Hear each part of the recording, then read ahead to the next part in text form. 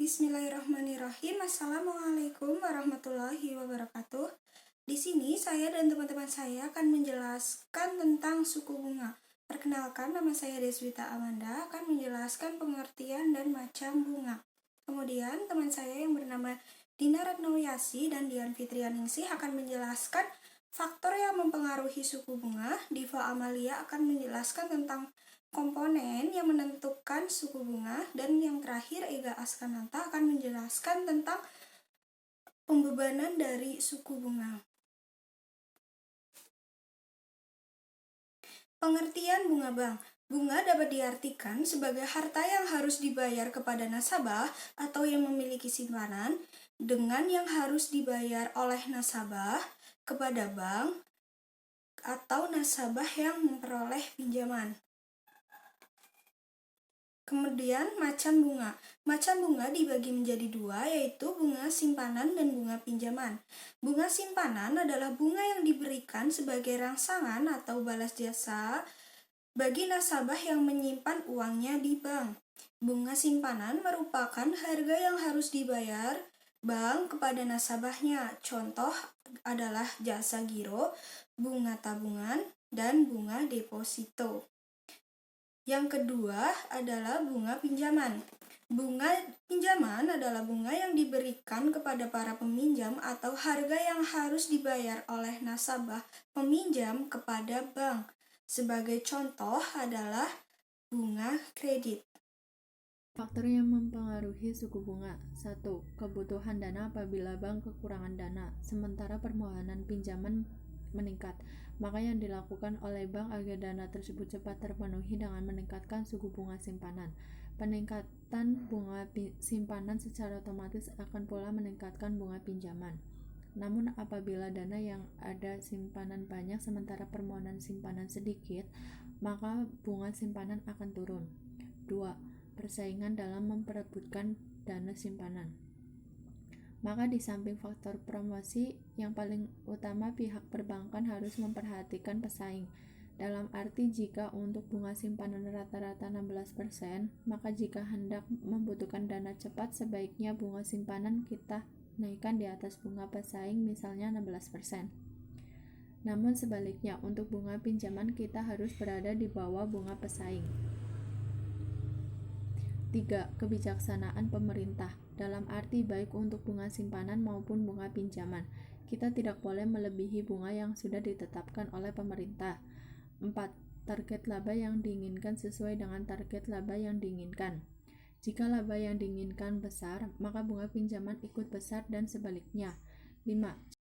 Semakin panjang jangka waktu pinjaman, akan semakin tinggi bunganya. Hal ini disebabkan besarnya kemungkinan risiko di masa mendatang.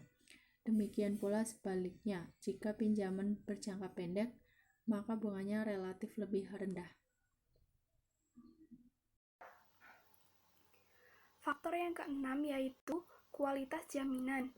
Semakin liquid jaminan yang diberikan, semakin rendah bunga kredit yang dibebankan, dan sebaliknya.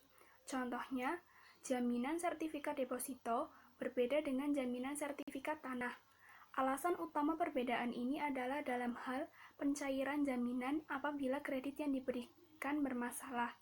Bagi jaminan yang liquid seperti sertifikat deposito atau rekening giro yang dibekukan, akan lebih mudah untuk dicairkan jika dibandingkan dengan jaminan tanah. Faktor yang ketujuh yaitu reputasi perusahaan. Bonaviditas suatu perusahaan yang akan memperoleh kredit sangat menentukan tingkat suku bunga yang akan dibebankan nantinya. Karena biasanya perusahaan yang bonafid, kemungkinan resiko kredit macet di masa mendatang relatif kecil, dan sebaliknya. Faktor yang ke-8 yaitu produk yang kompetitif. Maksudnya adalah produk yang dibiayai tersebut laku di pasaran. Untuk produk yang kompetitif, bunga kredit yang diberikan relatif rendah jika dibandingkan dengan produk yang kurang kompetitif. Faktor yang ke-9 yaitu hubungan baik. Biasanya, bank menggolongkan nasabahnya antara nasabah utama atau primer dan nasabah biasa atau sekunder. Penggolongan itu didasarkan kepada keaktifan serta loyalitas nasabah yang bersangkutan terhadap bank. Nasabah utama biasanya mempunyai hubungan yang baik dengan pihak bank, sehingga dalam penentuan suku bunganya pun berbeda dengan nasabah biasa. Jadi saya akan menjelaskan tentang komponen-komponen dalam menentukan bunga kredit. Jadi dalam menentukan bunga kredit itu ada 5. Yang pertama adalah total biaya dana. Jadi yang dimaksud dengan total biaya dana itu total bunga yang dikeluarkan oleh bank untuk memperoleh dana simpanan baik dalam bentuk giro, tabungan maupun deposito. Jadi total biaya dana tergantung dari seberapa besar bunga yang ditetapkan untuk memperoleh dana yang diinginkan. Jadi semakin besar bunga yang dibebankan terhadap bunga simpanan, semakin tinggi pula biaya dana, demikian pula sebaliknya. Yang kedua adalah biaya operasi. Jadi yang dimaksud dengan biaya operasi itu dalam melakukan setiap kegiatan, setiap bank membutuhkan berbagai sarana dan prasarana baik berupa manusia maupun alat. Pengguna sarana dan prasarana ini memerlukan sejumlah biaya yang harus ditanggung bank sebagai biaya operasi.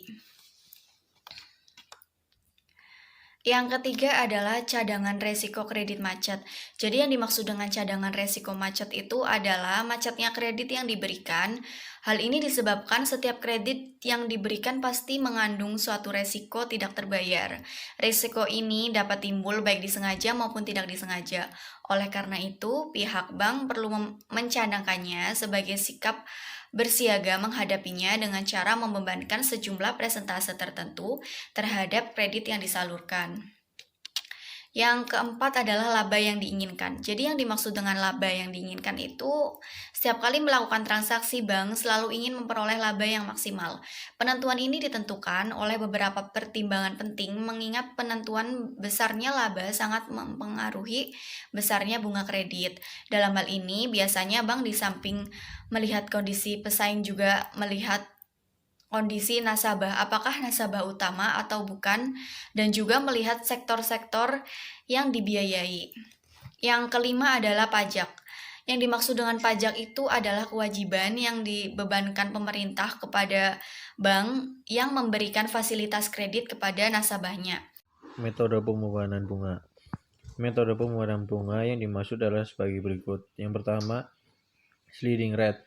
Pembebanan bunga tiap bulan dihitung dari sisa pinjamannya, sehingga jumlah bunga yang dibayar nasabah setiap bulan menurun. Akan tetapi, pembayaran pokok pinjaman setiap bulan sama. Dengan maksud si nasabah tidak merasa terbebani oleh pinjamannya. Yang kedua, flat rate. Pembebanan bunga setiap bulan tetap dari jumlah pinjamannya, demikian pula pokok pinjaman setiap bulan juga dibayar sehingga cicilan setiap bulan sama sampai kredit tersebut habis. Biasanya ini diberikan kepada pembelian rumah tinggal, pembelian mobil pribadi. Floating rate. Jenis ini membebankan yang ada di pasar uang sehingga bunga yang dibayar setiap bulan sama tergantung dari bunga pasar uang pada bulan tersebut. Jumlah yang dibayarkan dapat lebih tinggi atau lebih rendah. Sekian presentasi dari kelompok kami. Apabila ada salah kata, mohon dimaafkan. Wabillahi taufiq wal hidayah. Wassalamualaikum warahmatullahi wabarakatuh.